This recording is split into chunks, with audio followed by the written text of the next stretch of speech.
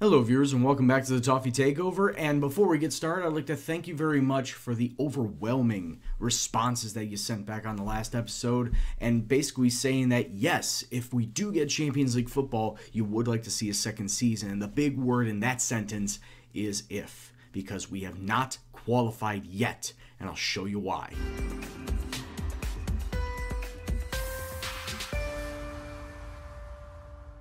What's up peoples, it's Gendo here, and if you're still enjoying the series, please do go and drop a like. In today's episode, we see ourselves playing against Manchester United in the FA Cup semi-final at Wembley, and also taking on Arsenal in the Premier League. And in fact, these last three matches over here are the last three matches of the season. Arsenal, Chelsea, and Brighton, which we need to pull a win from one of these final three matches to get ourselves into the Champions League. And if you take a look at the last two matches that we played, we really shouldn't be in this situation. And since our last episode, we only played two matches in the Premier League versus Bournemouth and Southampton, and that match following Olympiacos, I honestly have no explanation how this happened. We lost 5-1 to Bournemouth away from home. And it started out great for us though, Gylfi Sigurdsson getting a goal in the 8th minute, but then everybody just called in sick or called in a holiday for the rest of the match because we just let 5 goals go past us for inexplicably no reason whatsoever.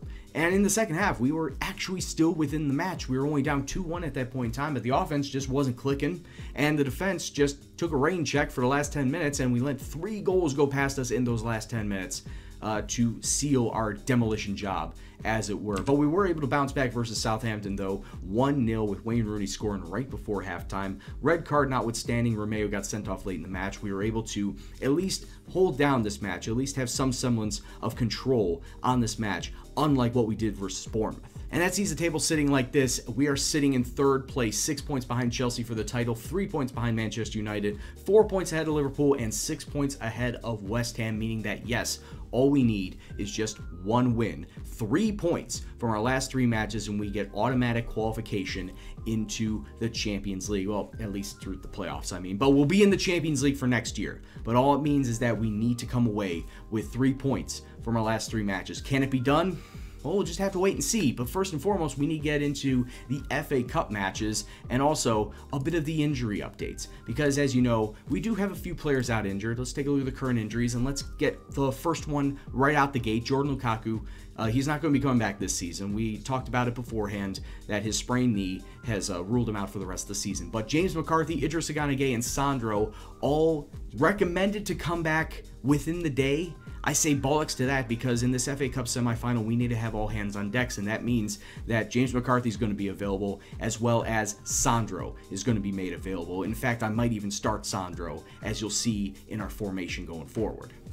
And this is the formation that we're going to be using going forward in the match today, the 4-2-3-1, with Jordan Pickford sitting in between the sticks, Koeman, Arribas, Keane, and Baines along the back line, with Leander Dendoncker, the starting defensive mid today, over Besic and McCarthy, Tom Davies sitting in the center mid spot, Barkley, the cam, ahead of them, Morales on the right, Lookman on the left, and yes, Sandro sitting up front, because I don't trust Wayne Rooney, and Sandro needs to be scoring goals for us. And yes, I know it might be a big ask for Sandro to come back off of his injury and score some goals, but really we have no choice at this point in time but to start him in the hopes that we get ourselves through to an FA Cup final.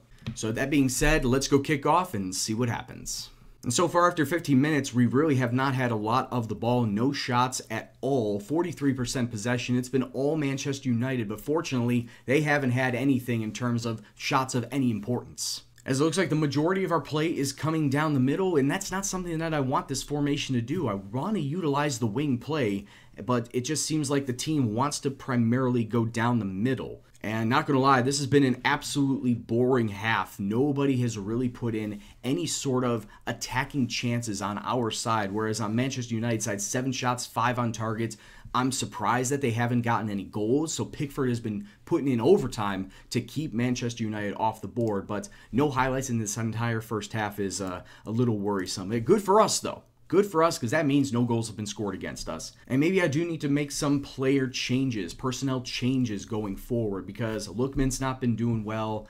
Baines not doing well with his yellow card. Sandro on a 6-5 might need to be swapped out for Rooney. I can't believe I'm saying that, but it just might have to happen. And I guess that's exactly what I'm going to be doing. Wayne Rooney has now been subbed on for Sandro, and Ademola Lookman out, Yannick Bolasie in on that left-hand side. Not going to be making any sort of changes right now because as it stands, we could be going to extra time, and I want to keep that last sub in my back pocket just in case we need to make that last sub in extra time.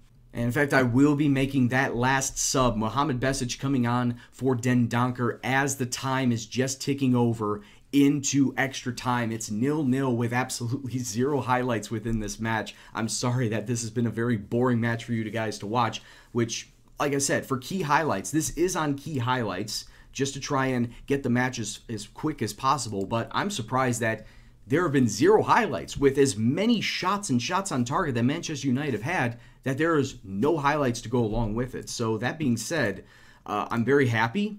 I'm just going to say that I'm very happy that this team has put this into extra time, but now we're going to be extremely tired. But as I say that 5 minutes on, Manchester United have themselves an attacking chance, an attacking highlight, as Jesse Lingard puts it back out to Juan Mata, puts it inside to Marcus Rashford. What a wonderful save!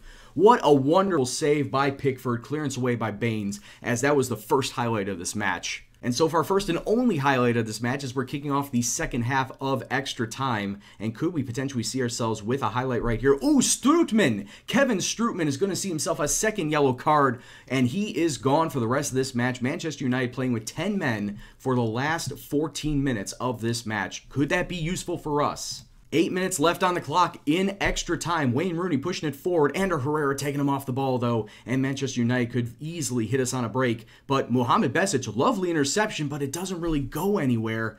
Antonio Valencia crossing inside to Zlatan. Zlatan hitting the post. Ibrahimovic almost getting that goal to put Manchester United in the lead, but they're still coming forward on attack. How did Zlatan miss that from 6 yards out? I have no idea. And now we got 3 minutes left in extra time. Ibrahimovic getting it through to Jesse Lingard. Oh, and Jesse Lingard. Oh, I thought we would have been able to push this into penalties, but no, that was some great passing from Manchester United to just slip it through our defense. A horrible pass, though, from Besic to Barkley eventually set this up, and Manchester United, with 3 minutes left to go in extra time, have just taken the lead and stealing every bit of energy. And that, ladies and gentlemen, is how this match is going to end. It wasn't the most entertaining, it wasn't the most exciting, but at the end of the day, it ends up Manchester United with the win, going to the FA Cup Finals. They win 1-0 in extra time. Boys, it was just unlucky. I thought that when we got them into extra time that we would have been able to hold them down and at least get ourselves into penalty shootouts, and even then that's a crapshoot, but yeah, good fight, boys. Good fight for even at least putting them into extra time.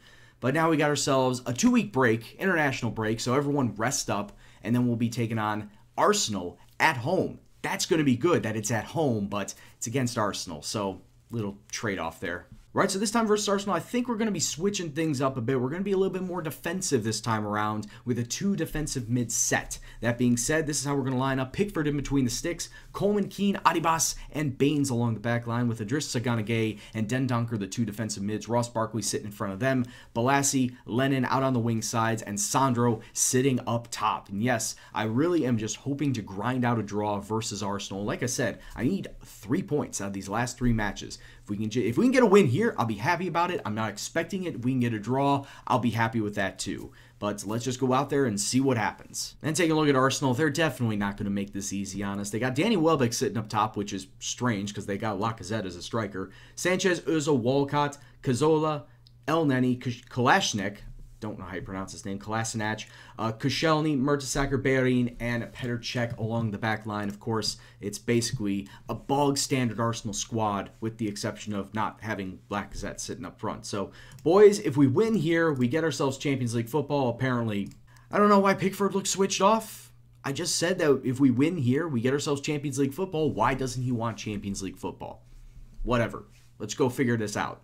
I don't know why some people don't want to play in the highest competition in Europe. It just seems strange to me that some players just don't want to perform at their best and play in the best competitions. It's just weird whenever I see that.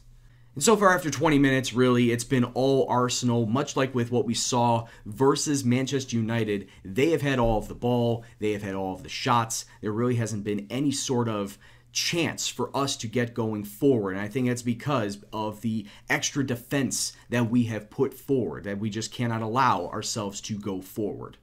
But as I say that, 25 minutes on, we are now going forward. Lennon getting it out to Sandro, who lays it out to Blassie inside a, oh my god, oh man. Barkley to Lennon, and Lennon just putting the ball wide. We could have had a goal there. And something that I don't want to see is that Yannick Bolasie is now out injured. So he's going to have to be coming out. Gylfi Sigurdsson is coming in his place. And of course, if he's going to be out there, he's got to be in a Raumdeuter role. So this is not going to be the best option. I don't have Ademola Lookman on the bench, so I don't have a proper left winger out there. This is not going to be good for us going forward. But as I say that, actually putting Gylfi Sigurdsson out on the pitch has given us the most shots that we've had all game today. We've had 4 shots since Gylfi has come out, so maybe he is the talisman, the spark that will give us, that will get us back into this match essentially. But it's still 0-0 at the half, and I'm going to tell the boys we're doing okay. We're doing okay. We could still win this if you guys work harder. I'm not going to be making any changes to the squad, no tactical changes and whatnot, because as long as Arsenal aren't scoring, I'll take it. I think you notice in a lot of these episodes that I'll say I'll take a lot of things. At this point in time, if I'm any sort of successful, whether it's getting a win or even a draw as a result, I'm fine with it. Because Football Manager apparently is hard for some people. And I count myself lucky that I'm actually getting the results that I'm getting here. Corner kick, Sigurdsson coming inside with 15 minutes on the clock. It falls to Ross Barkley, and Ross Barkley taking a crack from just inside the penalty box. And it doesn't amount to anything. Oh, man. I think that was either a block by a defender or a save by Czech. And now here comes Sandro with a shot. And Sandro hits it off the post. Oh, in rapid succession, we had 2 decent chances. And I think I'm going to have to be making one more sub here. Idrissa Gana Gueye is going to be coming out for Muhammad Besic as the one final sub on the defense, because we need a little bit more defense at this point in time in the match. 8 minutes left to go in with stoppage time remaining. Ross Barkley driving forward. Ross Barkley, why are you taking that shot? You had runners to the left. You could have passed it off. 4 minutes of stoppage time has been added onto the clock, but it's pretty much going to be all come and gone at this point in time. As you see, 15 seconds left to go. A really poor pass, a poor shot attempt by Arsenal, as we're just going to clear the ball up, and the referee is going to be blowing his full-time whistle. Maybe Sandro taking a late shot. Oh, Sandro, he could have won it at the death. He's going to win a corner kick, but I'm pretty sure we're not going to get anything out of this miss. Sandro, with 10 seconds left in the match, could have won it if he just hit that shot a little lower, that Petr Cech. But instead it ends 0-0. We could have had a win here right at the death and stealing away versus Arsenal. But a point is a point. So I'm just going to tell the boys we're unlucky today, especially with the shots that we had in the second half. We're going to come away with a draw going into these final 2 Premier League matches. And as we said before, twisted ankle, it's going to keep him out. That's not good.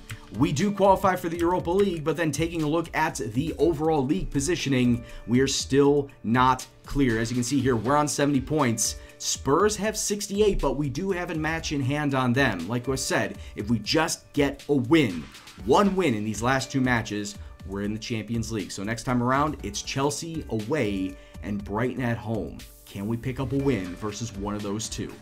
So with that being said, guys, I hope you do tune in next time to see us potentially get Champions League football. And as far as this episode goes, I hope you enjoyed it. If you did, please do go and drop it a like, share with all your friends. And if you are new to the channel, please do subscribe for more FM18 content coming at you. And of course, if you want to leave a comment below on what you saw today or in the series in general, please go and do so. But anyway, guys, I've been Gendo, and you have been awesome, and I'll see you next time. Take care, and peace out.